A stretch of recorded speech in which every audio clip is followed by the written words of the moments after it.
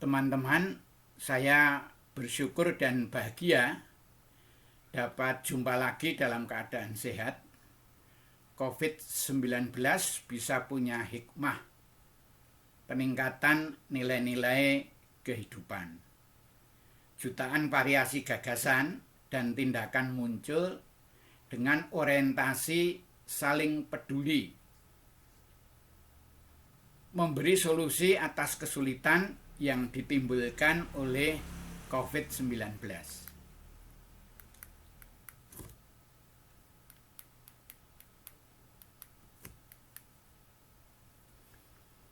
Banyak ungkapan penulis mengatakan bahwa solusi segala macam hal perlu menyeberang dari masa sebelumnya ke masa yang baru. Jembatan penyeberangan tersebut diberi nama inovasi. Kebijaksanaan masa lalu perlu dipahami maknanya, termasuk hal inti dasar capaian pendidikan. Saya dan beberapa teman sedang memikirkan tentang inti dasar capaian pendidikan, cara mengerjakannya bagaimana. Sedang mengenang seorang yang sangat dekat di hati saya. Ibundanya tidak lulus sekolah dasar, namun dia, putranya, berhasil hidup sehat sampai sekarang usia 69 tahun dan suka berderma. Kehidupannya biasa, sederhana. Anak bungsunya seorang dokter putri dan 2 kakak-kakak polisi yang punya pembawaan bagus menurut pengamatan saya. Bacaan falsafah mengatakan bahwa tidak mudah menjadi orang biasa, orang sederhana yang sehat dan panjang usia dan punya harta serta suka berderma.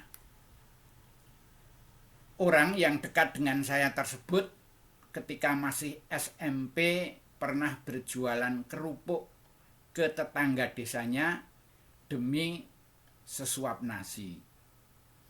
Ia pensiun sekitar 10 tahun yang lalu sebagai abdi negara dalam amanah sebagai perwira tinggi bintang 2. Yang akan saya ceritakan bukan pangkatnya dan putranya, namun perjalanan hidupnya berkaitan dengan inti dasar capaian pendidikan yang telah diteorikan di sebuah buku tersebut.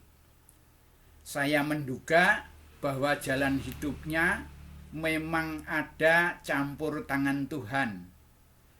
Ada setidaknya 3 wanita yang meskipun miskin harta, namun berusaha mendukung perjalanannya ke masa depan. 3 wanita itu adalah ibundanya, kakak perempuannya yang membuka jalan pendidikannya selepas SMA, dan istrinya yang telah tabah melengkapi kekurangan dia saat berdinas sebagai polisi. Lama saya merenung ulang, akhirnya sampai kesimpulan bahwa teori pendidikan itu memang bagus. Namun ternyata cinta tulus orang di sekitarnya yang menjaganya dan peduli masa depannya merupakan faktor yang sangat menentukan. Selanjutnya orang mengatakan ada nasib atau garis tangan. Kebiasaan sehari-hari zaman dia kecil di desa telah membentuk pembawaan seperti disimpulkan oleh penelitian J. Stanley. Kejujuran, disiplin, komunikasi, dukungan pasangan hidup, kerja keras, kecintaan pada yang dikerjakan, kepemimpinan, kepribadian kompetitif, hidup teratur, dan kemampuan menjual ide. Saya mencoba mendalami pemahaman tentang inti dasar capaian pendidikan yang diteorikan memang perlu dikombinasi dalam praktek disesuaikan dengan lingkungan. Yang utama wajib ditirukan adalah sikap 3 wanita tadi, mendoakan, memberi cinta tulus, menjaga semampunya, dan benar-benar peduli terhadap masa depan orang yang dicintainya. Di sampel video kelihatan seorang bocah usia 9 tahun sedang ditemani untuk tumbuh baik, diusahakan. Usaha belum tentu berhasil. Hampir semua orang paham bahwa lebih dari 90% hal kepastian nasib belum terjangkau dengan nalar manusia. Namun manusia berhak menduga dan berdoa. Nah, teori tentang inti dasar capaian pendidikan memberi arah pelatihan tentang pengetahuan, keterampilan, sikap mental dan etika, nilai-nilai kehidupan dan spiritualitas. Kami refleksi, di gambar cover ada seorang anak sedang memanen tomat dan neneknya memanen cabai. Merenungi gambar tersebut, saya jadi teringat dan merasa paham tentang hal yang terjadi pada Thomas Alva Edison. Guru SD mengatakan bodoh, ibundanya mengatakan jenius, jadinya dia jenius di abad 20. Kita tahu pasti bahwa ibunya mencintai anaknya, Thomas Alva Edison. Nasib orang memang beda-beda, yang penting berusaha. Saya tahu sehari-hari dialog nenek dan bocah dalam gambar tadi, pemetik tomat, yang biasanya kelihatan jenuh di rumah, tidak boleh pergi ke sekolah karena COVID-19. Dan norma-norma generasi neneknya dengan norma-norma generasi cucunya memang sangat berbeda. Dengan tatanan pendidikan saat sekarang berbeda betul dengan zaman neneknya ketika SD. Nenek dan cucu ketika panen kecil, tomat dan cabai di lahan sangat sempit, tampak bahwa gembira, komunikasinya bagus. Saya bertanya dalam hati, tentu ada pesan Tuhan atas semua kejadian. Setelah merefleksi hal tersebut, terlintas kejadian-kejadian di sejumlah keluarga berkaitan urusan cinta, menjaga, dan peduli masa depan. Dengan penuh peduli dan cinta, nenek menerangkan kandungan berbagai vitamin dalam tomat dan cabai kepada cucunya.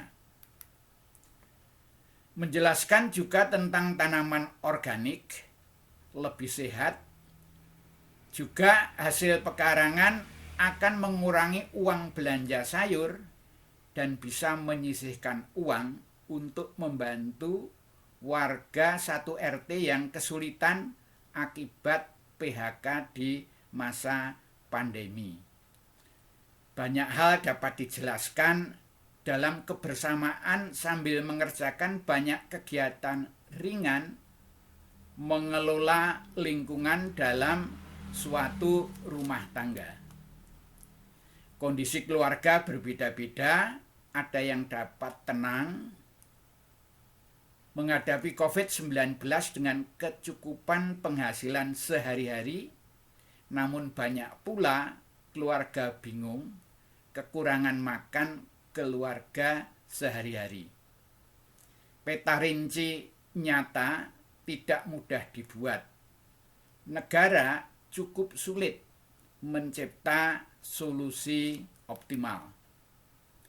Keluarga saya sangat bersyukur cukup penghasilan sehari-hari, bisa hidup sederhana dengan nyaman, dapat belajar bersama untuk tambah memahami bahwa banyak praktek nyata mengelola lahan sempit sambil mengembangkan kepedulian kepada lingkungan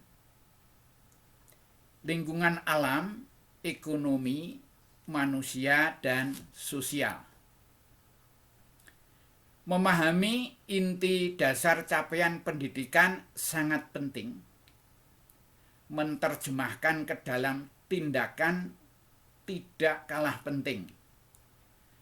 Kata kunci cinta tulus, menjaga dan peduli ke dalam praktek pembelajaran formal, non-formal, dan informal dapat selalu ditingkatkan.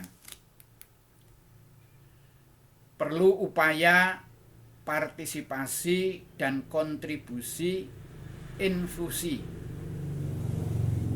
Infusi inti dasar capaian pendidikan sesuai konteks jejaring yang dimiliki. Berbagai inovasi dilakukan yang dulu hanya di tingkat inovasi medium dan kecil. COVID-19 memanggil inovasi di tingkat mikro. Banyak pengalaman menarik tentang inovasi. Orang telah berhasil mengambil hikmah dari COVID-19. Tuhan tidak pernah salah, pasti ada hikmah. Namun masih banyak pula yang cemas dan bingung. Banyak hikmah telah ditemukan, dan temuan-temuan tersebut masih banyak yang sporadik di individu dan grup-grup kecil.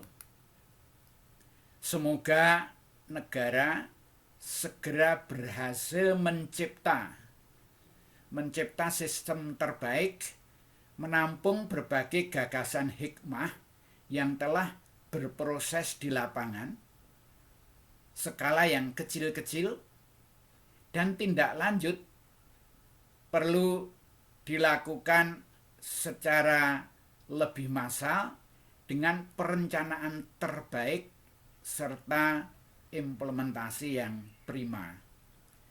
Terima kasih telah menonton video dan berniat menolong sesama. Penonton video ini dipercaya merupakan pribadi yang terbiasa menjadi saluran berkah. Amin. Sekali lagi, terima kasih.